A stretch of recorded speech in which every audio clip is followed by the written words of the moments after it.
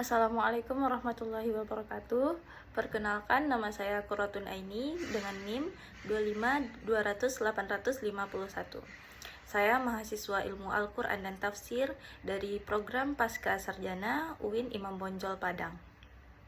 Pada kesempatan kali ini, saya akan mempresentasikan sebuah proposal tesis dengan judul Israiliyat pada kisah Zulkarnain dalam tafsir At-Tabari. Latar belakang masalah dari penelitian ini yaitu mengenai Israiliyat.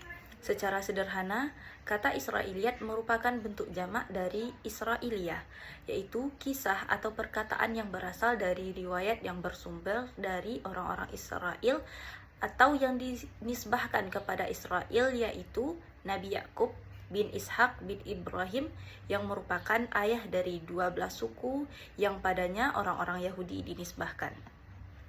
Dan Bani Israel ini disebutkan di banyak tempat dalam Al-Quran. Israiliyat mengacu pada segala sesuatu yang telah disinggung oleh tafsir dan hadis seperti mitos-mitos kuno atau yang narasinya dikaitkan dengan yang bersumber dari Yahudi, Kristen, atau yang lainnya. Maka Israiliyat ini adalah sebuah cerita lama yang masuk ke dalam tafsir atau hadis yang berasal dari dua kebudayaan, yaitu budaya Yahudi dan Nasrani, yang juga mencakup apa yang disampaikan oleh musuh-musuh Islam dari propaganda yang tidak ada sumbernya, yang tidak sahih dan juga tidak dapat dipertanggungjawabkan. Para sahabat tidak mengambil dari para ahli kitab ini berita-berita yang terperinci untuk menafsirkan Al-Quran, kecuali dalam jumlah yang sedikit. Akan tetapi, pada masa tabi'in, banyak ahli kitab yang masuk Islam dan banyak tabi'in yang mengambil berita-berita dari mereka kemudian dimasukkan ke dalam penafsiran. Namun, ada beberapa mufassir yang tidak mengoreksi terlebih dahulu kutipan Israiliyat ini yang mereka ambil. Padahal di antara Israiliyat itu terdapat Israiliyat yang batil dan tidak bisa dibenarkan. Salah satu kitab tafsir yang banyak menggunakan Israiliyat dalam penafsirannya yaitu kitab tafsir At-Tabari. Israiliyat pada umumnya dapat ditemukan pada penafsiran ayat-ayat tentang kisah.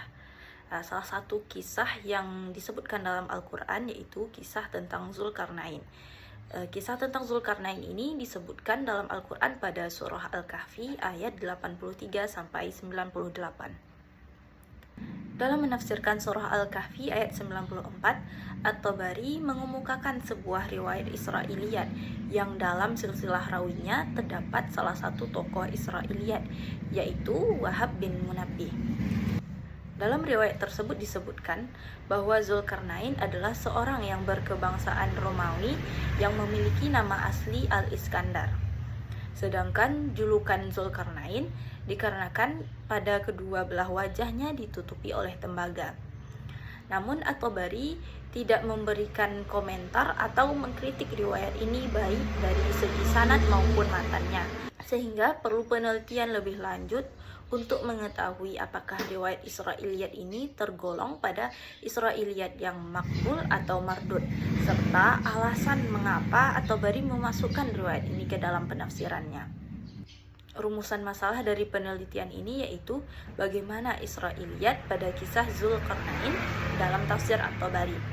Agar penelitian ini lebih terarah dan mendalam, penulis memberikan batasan pada penelitian ini, yaitu yang pertama, bagaimana penafsiran At-Tabari tentang kisah Zulkarnain. Yang kedua, bagaimana bentuk kasus dan analisa Israiliyat penafsiran At-Tabari tentang kisah Zulkarnain. Yang ketiga, bagaimana hikmah atau i'tibar kasus Israiliyat pada penafsiran At-Tabari tentang kisah Zulkarnain. Penelitian ini merupakan penelitian kualitatif yang menggunakan sumber pustaka sebagai bahan kajian yang berupa jurnal penelitian ilmiah, disertasi, tesis, skripsi, maupun laporan penelitian ilmiah yang dapat dipertanggungjawabkan asal-usulnya.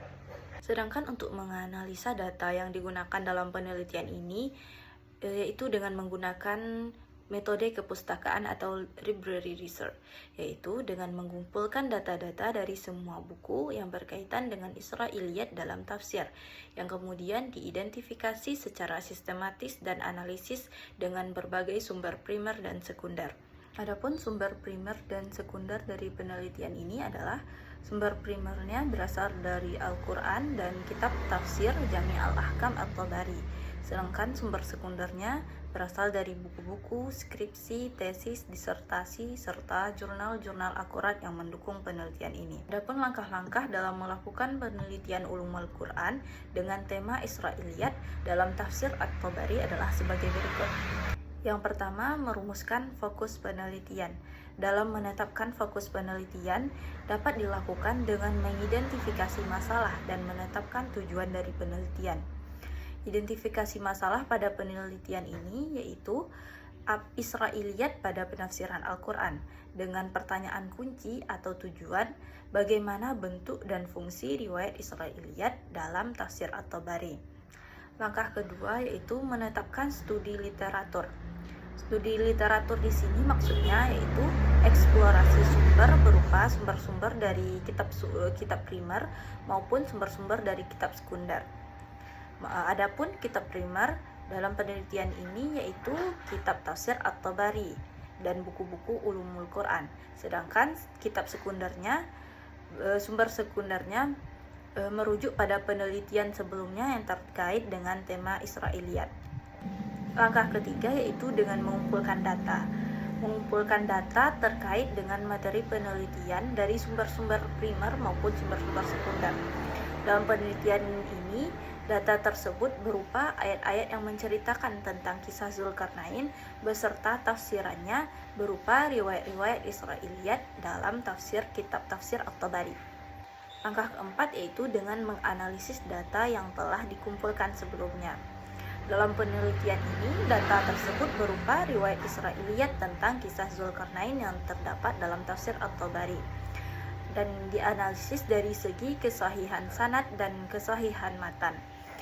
Juga dari segi kesesuaian dari matan tersebut apakah bertentangan atau sejalan dengan Al-Quran atau hadis atau sumber-sumber yang lebih kuat kualitasnya. Lalu mengumpulkan Israiliyat tersebut dari segi makbul, mardud atau mauqufnya. Dalam menganalisis kesahihan sanad dapat dilakukan dengan memeriksa silsilah sanad satu persatu, baik dari segi ittisal zaman maupun ittisal makan, dengan menggunakan kitab Tahzibut Tahzib. Setelah diperiksa, maka dilanjutkan dengan memeriksa reputasi dari perawi-perawi tersebut dengan memeriksanya dengan menggunakan kitab Jarh wa Ta'dil. Sedangkan analisis dari segi matan dapat dilihat dari segi sejalan atau tidak sejalannya suatu riwayat dengan Al-Quran atau hadis maupun riwayat yang lebih kuat darinya. Juga dari segi sejalan atau bertentangannya dengan akal sehat. Langkah selanjutnya yaitu dengan membuat kesimpulan dari hasil analisis tersebut dan merumuskan fungsi dari riwayat tersebut terhadap penafsiran serta alasan mengapa at-Tabari memasukkan riwayat Israiliyat tersebut ke dalam penafsirannya. Sekian presentasi dari saya akhiri dengan Assalamualaikum warahmatullahi wabarakatuh.